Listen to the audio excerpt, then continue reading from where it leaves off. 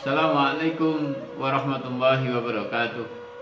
Alhamdulillahirabbil alamin. Allahumma shalli ala Muhammad wa ala ali Muhammad. Pemirsa yang dirahmati Allah Subhanahu wa taala. Banyak hal-hal sederhana dalam kehidupan sehari-hari yang sering kita lupakan, yang sering kita cuekkan, padahal itu menandakan pribadi seorang muslim. Maka dalam kajian kali ini saya ingin menyampaikan bagaimana kita adab bermakan atau adab menemui makanan atau adab dalam jamuan. Pemirsa yang dirahmati Allah Subhanahu wa taala. Rasulullah SAW dalam hadis yang diriwayatkan oleh Muslim dikatakan bahwa Rasulullah tidak pernah mencela makanan. Kalau ia suka, ia makan. Kalau tidak suka, maka ia tinggalkan. Dan Rasulullah tidak pernah meninggalkan kata-kata sedikit pun terhadap makanan itu. Baik itu hanya sekedar, kok begini, aduh rasanya kok begini, aduh gimana ini cara masaknya. Rasulullah nggak pernah. Pemirsa yang dirahmati Allah Subhanahu wa taala. Ketika kita di rumah dihidangkan makanan oleh orang tua kita, oleh istri kita, maka terima apa yang telah disiapkan pada kita. Jangan keluar kata-kata yang itu bisa menyinggung perasaan ibu kita yang sudah susah payah memasak seharian, yang sudah berkeringat, bertenaga memasakkan untuk kita. Lalu tiba-tiba kita datang, terus kita berkomentar terhadap makanan itu menyakitkan. Maka seorang muslim ketika menjumpai makanan, maka pertama kali ada ucapkan alhamdulillah dan dimakan. Apapun yang terjadi di kondisi makanan itu, atau yang kita makan atau jamuan yang kita terima, maka nikmati itu. Karena posisi kita saat itu bukanlah menjadi seorang juri, bukanlah menjadi komentator sebuah makanan, tapi tugas kita saat itu ketika dihidangkan adalah makan. Andaikan saat itu kita misalnya tidak selera dengan makanan yang terhidang, silakan untuk meninggalkan dan mencari makanan yang sesuai dengan selera kita. Tapi jangan pernah mencela makanan dengan kata-kata. Pemirsa yang dirahmati Allah Subhanahu wa taala. Nah, sikap yang sederhana ini perlu kita budayakan dalam rangka untuk menanamkan empati kepada sesama manusia. Bila perlu, misalnya kita melakukan ilusi positif. Apa yang dimaksud dengan ilusi positif? Walaupun mungkin makanannya tidak seenak yang kita bayangkan, tidak senikmat yang kita bayangkan, sisakan rasa dalam hati kita untuk memujinya, termasuk memuji yang masak, mengucapkan terima kasih kepada yang masak.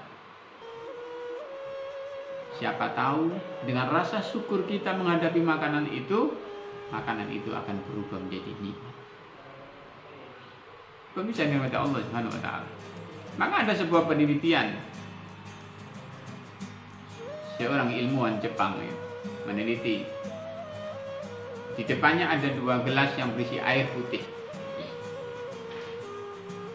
Oleh ilmuwan itu ada seseorang yang disuruh silakan ucapkan di hadapan air putih ini kata-kata yang kotor, yang jorok, yang tidak senonoh. Lalu gantian, sekarang gelas yang satu, ucapkan ini kalimat-kalimat yang baik. Semisal, Alhamdulillah saya suka, saya mencintaimu wahai air. Dalam beberapa detik, si ilmuwan tadi menemukan keajaiban. Ternyata air gelas satu yang di situ diucapkan kata-kata yang kotor, jorok, Masya Allah, itu berubah keruh. Sebaliknya, gelas yang satunya yang tadi itu dilafalkan lafal-lafal kebaikan, ucapan-ucapan yang baik, yang positif, itu menjadi jernih dan berkilauan. Nah, ini menandakan bahwa energi positif yang kita keluarkan maka akan bisa merubah apa yang kita hadapi, termasuk makanan itu, atas kehendak Allah Subhanahu wa taala. Jadi para pemirsa yang dirahmati Allah Subhanahu wa taala,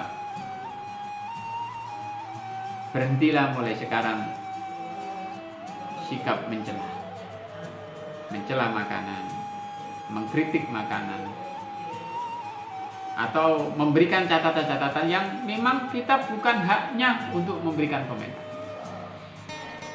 Insya Allah dengan kata-kata positif, ya, memuji, bersyukur, nanti yang masak itu bisa akan introspeksi sendiri, tanpa harus campur tangan kita, akan introspeksi sendiri.